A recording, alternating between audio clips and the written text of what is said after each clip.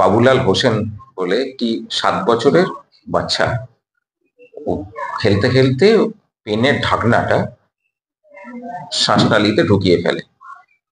তো তখন ওর বাবা মা আরামবাগ মেডিকেল কলেজে নিয়ে যায়। আরামবাগ মেডিকেল কলেজ প্রাথমিকভাবে চেষ্টা করে ওটাকে শ্বাসনালী থেকে বার করার, তো সেটি বার হয় না। এবং আমাদের শ্বাসনালী দুটো পার্ট থাকে, রাইট এবং লেফট ব্রঙ্কাস বলি আমরা। তো লেফট ব্রঙ্কাসে যে আটকে যায় এবং লেফট ব্রঙ্কাসে আটকে যাওয়ার পরে বাচ্চাটি তীব্র শ্বাসকষ্ট শুরু হয়, বাচ্চাটি সাদা হয়ে যায়, মানে পেল আমরা যেটা ডাক্তারি ভাষায় বলি, অক্সিজেনের অভাবে। সঙ্গে সঙ্গে আরামবাগ মেডিকেল কলেজ থেকে আমাদের এখানে রেফার করা হয়।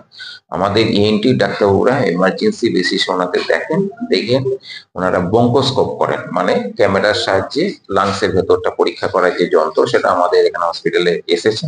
এবং সেই তার সাহায্যে আমরা বঙ্কোস্কোপ করে দেখা যায় যে লেফট ব্রঙ্কাসে একটা পেনের ঢাকনা আটকে আছে এবং সেই আটকে থাকার জন্য লেফট লাংয়ে হাওয়া একদম ঢুকছে না, লেফট লাংটা কোলাপস করে গেছে। তখন আমরা প্রাথমিকভাবে বঙ্কোস্কোপ দিয়ে বার করার চেষ্টা করা হয়, কিন্তু বঙ্কোস্কোপ দিয়ে বার করার ক্ষেত্রে যে অসুবিধাটা দেখা যায় যে ওটি আড়াআড়ি ভাবে বঙ্কাসে মানে শ্বাসনালীতে আটকে গেছে, ওটা বেরোতে পারছে না। তখন আমাদের ডাক্তারবাবুরা, আমাদের রিতম রায়, আমাদের অসীম সরকার এবং আমাদের অ্যানাস্থেশিয়া যে ডাক্তারবাবুরা ছিলেন, তো তারা তখন একটা ইনোভেশন একটা করেন, একটা সুন্দর একটা আইডিয়া বার করে ওনার বাচ্চাটিকে লাইফ সেভ করেন। সেটা হচ্ছে ওনারা ট্যাকিওস্টমি করেন, মানে আমাদের শ্বাসনালীর এই সামনের দিকে একটা ফুটো করে, ফুটো করার পরে সেখান দিয়ে কিন্তু ওনারা ফরসেপ ঢুকিয়ে আমাদের ওই পেনের ঢাকনাটাকে বার করে। এবং এই ধরনের ইনোভেশন বলা যেতে পারে যে প্রথম, কেন আমরা বঙ্কোস্কোপের সাহায্যেই জেনারেলি বার করা হয়, কিন্তু বঙ্কোস্কোপ বার করা না হয়ে গেলে আমরা তখন ওপেন লাং সার্জারি করে বার করা হয়। কিন্তু আমাদের ডাক্তারবাবুরা একটা সুন্দর একটা টেকনিক নিজেরা চেষ্টা করে এটা করেছেন এবং তাতে সাকসেসফুল হয়েছেন।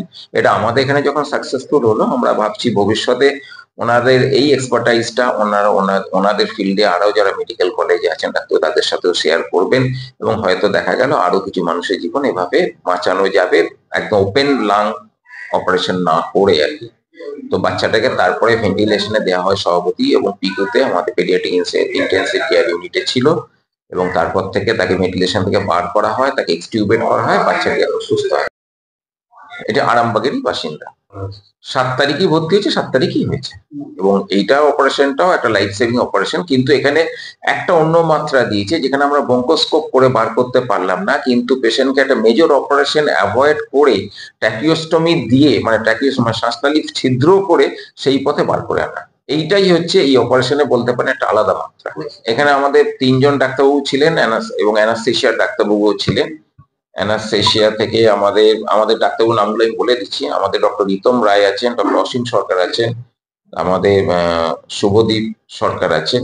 অ্যানাস্থেশিয়ার মধ্যে আমাদের বিকাশ বিষয়ী আছেন, আমাদের স্বস্তিকা বিষয়ী আছেন এবং তার টিম আছেন।